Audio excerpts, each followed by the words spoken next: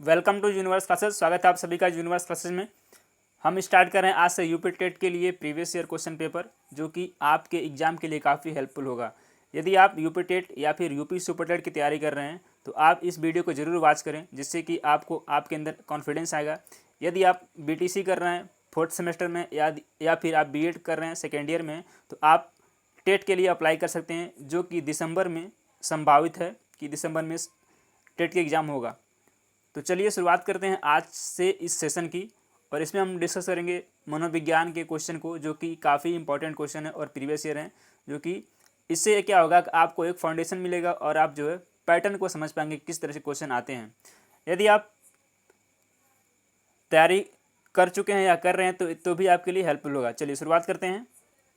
और इसकी यदि आपको पीडीएफ चाहिए तो आप टेलीग्राम चैनल पर सर्च करेंगे यूनिवर्स क्लासेस, वहाँ पे आपको हमारे चैनल का लिंक मिल जाएगा, या फिर डिस्क्रिप्शन से आप ज्वाइन कर सकते हैं। चलिए शुरुआत करते हैं पहले क्वेश्चन की। पहला क्वेश्चन है, किसने बहुविमात्मक प्रज्ञा का प्रत्यय दिया था? गोलमैन, स्पीयरमैन, जॉन मेयर या फिर गॉर्डन? क्वेश्चन के साथ साथ क्वेश्चन की व्याख्या की जाएगी। तो यदि आपके पास पेन कॉपी नहीं है तो आप पेन कॉपी लेके बैठें, ताकि आप कुछ एडिशनल इन्फॉर्मेशन को नोट कर सकें। तो क्या है इसमें? गोलमैन, स्पीयरमैन, जॉन मेयर या फिर गार्डन? तो क्या कहते हैं, गार्डन जो है बहुविमात्मक प्रज्ञा का प्रत्यय दिया था। इसमें क्या क्या था, चलिए देखते हैं क्या है। इसमें व्यक्तिक यानी पर बुद्धि, व्यक्तिक, स्वबुद्धि, संगीत बुद्धि, शरीर गतिकी बुद्धि, स्थानिक बुद्धि, तार्किक गणितीय बुद्धि, भाषाई बुद्धि या और प्राकृतिक बुद्धि। 8 तरह के उसने दिया था गार्डन के अनुसार। जो इन्होंने 8 प्रकार के बुद्धि बताई है, जो कि मैंने अभी आपसे डिस्कस किया। बढ़ते हैं अगले प्रश्न पे। डिसलेक्सिया में यह करने में कठिनाई क्या होती है? तो डिसलेक्सिया में क्या होता है, बेसिकली वर्तनी में वृद्धि, पढ़ने या वर्तनी में वृद्धि, व्यक्त करने में परेशानी, खड़े होने में परेशानी या फिर बोलने में परेशानी। तो डिसलेक्सिया में क्या होता है, इसमें होता है पढ़ने में या फिर वर्तनी में परेशानी होती है, जिससे कि बच्चा जो है पढ़ नहीं पाता है, उसको काफ़ी ज़्यादा समस्या होती है। निम्न में समावेशी, थोड़ा सा छोटा, निम्न में से क्या समावेशी, निम्न में से क्या समावेशी कक्षा में शिक्षक की भूमिका नहीं है? बच्चे की आवश्यकता के अनुरूप बैठने की पर्याप्त व्यवस्था करनी चाहिए। इसमें ध्यान रखना है कि नहीं, ये पूछा है तो ये बिल्कुल ऐसा करना चाहिए। शिक्षक को निःशक्त बच्चों पर ध्यान नहीं देना चाहिए। आगे देखते हैं क्या है। और क्या है, शिक्षक को बच्चों को प्रोत्साहित करना चाहिए। शिक्षक को सीखने में अक्षम को अतिरिक्त समय देना चाहिए। इसमें क्या है, शिक्षक को निःशक्त बच्चों पर ध्यान नहीं देना चाहिए, यही गलत है। बिल्कुल जो बच्चे ऐसे होते हैं उन पर विशेष ध्यान देना चाहिए, और यही हमारा जो है लक्ष्य होना चाहिए। चलिए आगे बढ़ते हैं। कक्षा में छात्रों को प्रश्न पूछने के लिए क्या करना चाहिए? हतोत्साहित करना चाहिए, प्रेरित करना चाहिए, रोक देना चाहिए या फिर अनुमति नहीं देनी चाहिए। तो क्या है, यदि आप अपने क्लास में स्टूडेंट से प्रश्न पूछने के लिए आप प्रेरित करते हैं या फिर प्रोत्साहित करते हैं, तो इससे क्या होता है, बच्चे का विकास होता है। तो यानी कि option number B will be right answer. बच्चे की वृद्धि मुख्यतः संबंधित है किससे है? शारीरिक विकास से, सामाजिक विकास से, भावात्मक विकास से या फिर नैतिक विकास से? तो किससे संबंधित है? ये है आपके शारीरिक विकास से। मानव विकास का प्रारंभ कब होता है? गर्भावस्था से, पूर्व बाल्यावस्था से, उत्तर बाल्यावस्था से या फिर शैशवावस्था से? तो यदि आपने पढ़ा होगा बीएड या पीटीसी में, तो क्या होता है, गर्भावस्था से ही मानव का विकास प्रारंभ हो जाता है।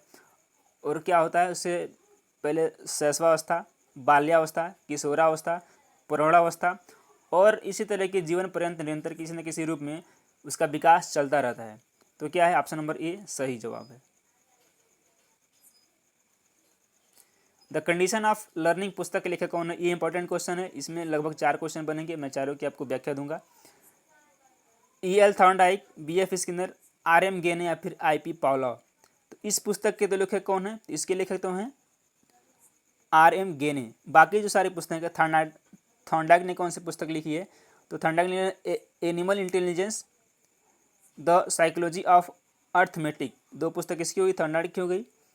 स्किनर की क्या पुस्तक है? The selection of behaviour, Skinner की बुक है। और पावलोव की क्या किताब है? कंडीशन, रिफ्लेक्सेस व लेक्चर्स ऑफ कंडीशंस, ये पावलोव की इंपॉर्टेंट पुस्तक है। तो और गेने की द कंडीशन ऑफ लर्निंग, तो इसमें से हमने इन तीनों को बता दिया है, आप इसको नोट कर सकते हैं। चलिए आगे बढ़ते हैं।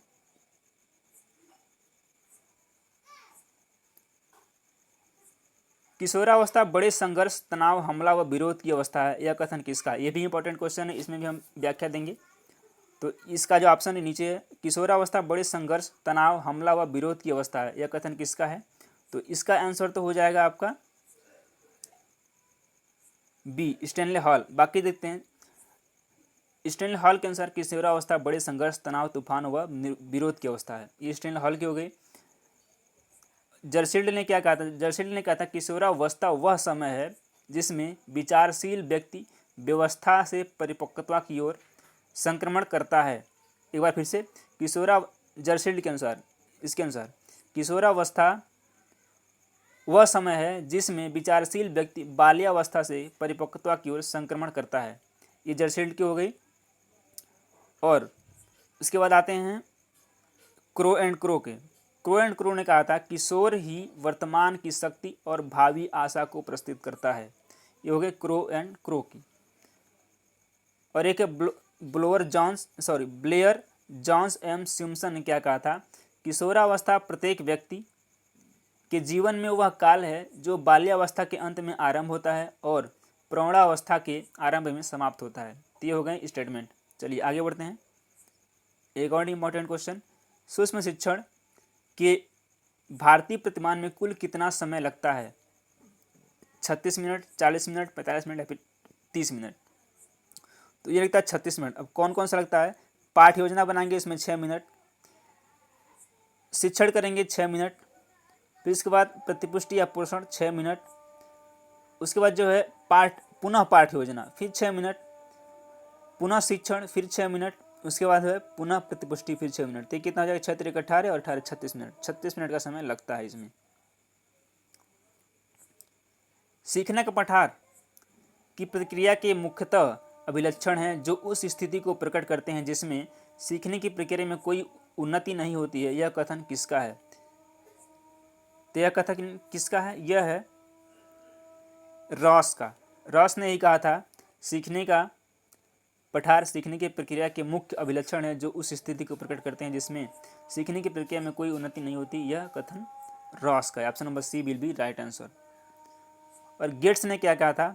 गेट्स व अन्य ने कहा था सीखने में वक्र को इस प्रकार परिभाषित किया है कि सीखने के वक्र अभ्यास द्वारा सीखने की मात्रा, गति और उन्नति की सीमा का ग्राफ पर प्रदर्शन करते हैं। ये लोग क्या करते हैं? ग्राफ पर प्रदर्शन करते हैं।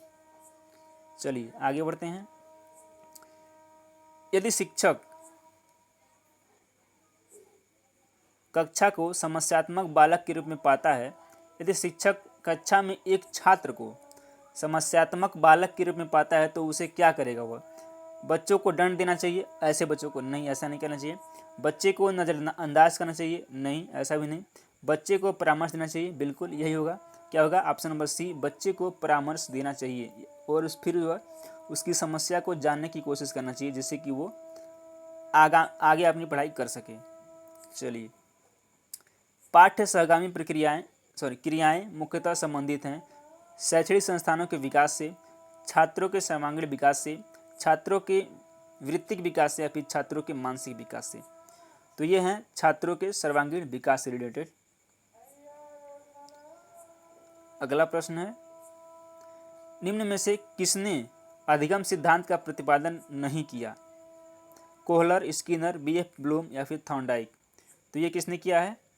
ये किया है बीएस ब्लूम ने। वीडियो को लास्ट तक देखिए, अभी इंपॉर्टेंट मैं बताने वाला हूँ कि आगे आप टेट की तैयारी कैसे करें। इसके लिए एक कंप्लीट वीडियो कि टेट को कैसे आप टारगेट करके अच्छे से क्वालिफाई कर सकते हैं, यदि आप बीटीसी के या बीएड कर रहे हैं, या फिर आप सुपर टेट को कैसे क्वालिफाई कर सकते हैं। तो यह जो वीडियो है यह टेट की तैयारी कैसे करें इस नाम से कल रात में 8:30 बजे आपको देखने को मिल जाएगी। चलिए आगे बढ़ते हैं। शिक्षा में अवरोधन का तात्पर्य क्या है? देख लेते हैं क्या है। बालक का विद्यालय में प्रवेश न लेना, बालक का विद्यालय न जाना, बालक द्वारा विद्यालय छोड़ देना, या फिर किसी बालक का 1 वर्ष से अधिक समय तक एक ही कक्षा में रहना। यही है अवरोधन का कारण जो है शिक्षा का। यदि बालक एक ही कक्षा में 1 साल रहता है तो उसका क्या होता है, उसका कॉन्फिडेंस लो हो जाता है और वो जो है एक तरह से मानसिक तनाव लेने लगता है कि वह उसी कक्षा में बाकी उसके साथ जो छात्र हैं वो आगे निकल गए हैं। तो ये बेसिकली इंपॉर्टेंट हो जाता है। Option number D will be right answer. Next और लास्ट क्वेश्चन इस वीडियो सेशन का, निम्न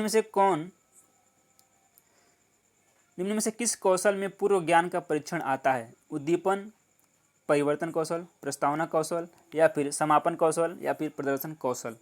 तो जो प्रस्तावना कौशल है इसमें पूर्व ज्ञान का परीक्षण आता है, इसलिए ऑप्शन नंबर बी इसका सही जवाब हो जाएगा। प्रस्तावना कौशल के घटक कौन कौन से ये जान लेते हैं। पूर्व ज्ञान से संबंध होता है, आदंत ज्ञान से तुलना, प्रेरणा हेतु उपयुक्त युक्ति व शैक्षणिक साधनों का चयन करना, प्रश्नों में तारतम्यता रखना, उद्दीपन प्रभाव। ये जो हैं प्रस्तावना कौशल के घटक थे। तो आई होप वीडियो पसंद आ गया। वीडियो पसंद है तो वीडियो को लाइक करें, चैनल को सब्सक्राइब करें और वीडियो को शेयर करें। जो भी सुझाव हो, सजेशन हो, आप कमेंट बॉक्स में कमेंट करके जरूर बताएं। धन्यवाद।